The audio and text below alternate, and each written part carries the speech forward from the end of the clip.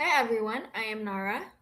And I'm Faustina, and together we are going to walk you through our FPC pair assignment 2. Okay, so this program of ours reads university student data from a file and produces a full statistics report such as total, averages, lowest, highest, and range.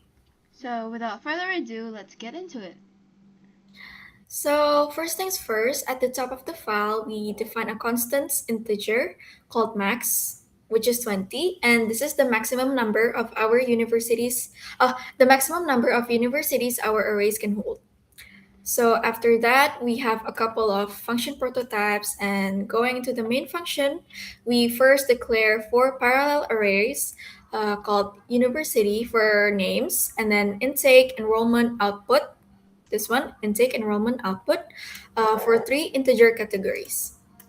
Okay, next we have a count variable, which starts from 0, that tracks how many universities were actually read since we might not fill all of the 20 slots. And then next the program then opens the input file, which is input underscore a2.txt, reads the data from the input file, and writes everything to an output file. So if either file fails to open, the program stops with an error message. Okay, next, because between these two, we call the get input function. Let me walk you through the function definition of this function. Okay, this one. So let's look at the get input function. This is where data comes in. It uses a while loop that reads one university name and three integers per iteration until the file ends.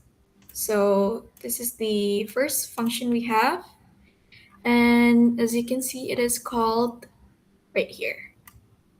So each loop has fills the array at index count, then increments count, and that's it. Simple and clean.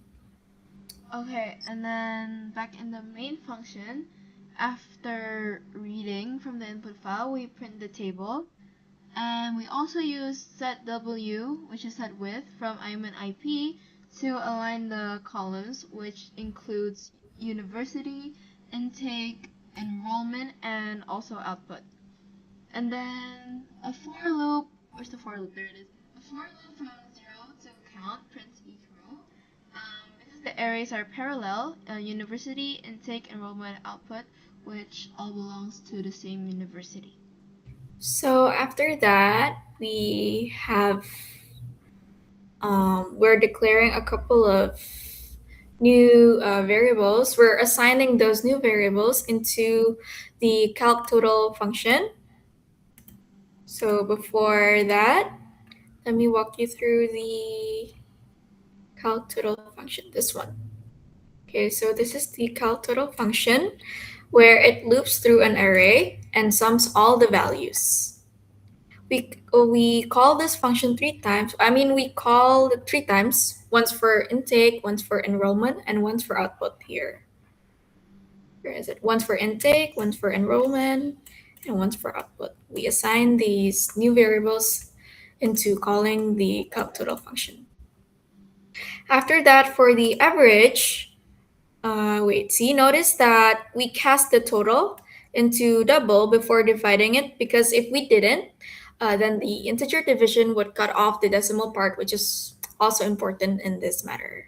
See, yeah, this is where we static cast. Okay. Okay, and then next we also used fixed and set precision too. So the average will always show exactly two decimal places in the output file. And then next we are going to go to another function definition, which is the get lowest function. Uh, yes, that function starts by assuming index 0 is the minimum, and then it loops through the rest, and if it finds a smaller value, it will update the minimum index, which is min index. And then importantly, it returns the index, not the value, which lets us look up both the number and the matching university name using the same index across our parallel arrays. Yes, so this is where the get lowest function is called. It is called by we assign like the previous method, we assign new variables to call the get lowest function. As for the get highest, it works exactly the same. It works exactly the same way as the get lowest, but this one is just for looking the largest value instead of the smallest here. We also assign a few new variables, new integer variables to call the get highest function. And next for the range is then just the highest value minus the lowest value, one line per category, this one. The highest minus the lowest, like this one as well, minus the lowest, minus the lowest, minus the lowest. That gives us the spread of the data. So yeah, I think to summarize this program overall uses the parallel arrays for reusable function, the first function, second function, third function, fourth function, and formatted file output to produce a complete statistic reports. Yeah. Yeah, and then the key design choice we want to highlight is returning the index from the get lowest function and the get highest function. It keeps the functions flexible and avoids repeating code. So I think that's all from us today. Thank you for watching and hope this was helpful. Thank you guys. Bye.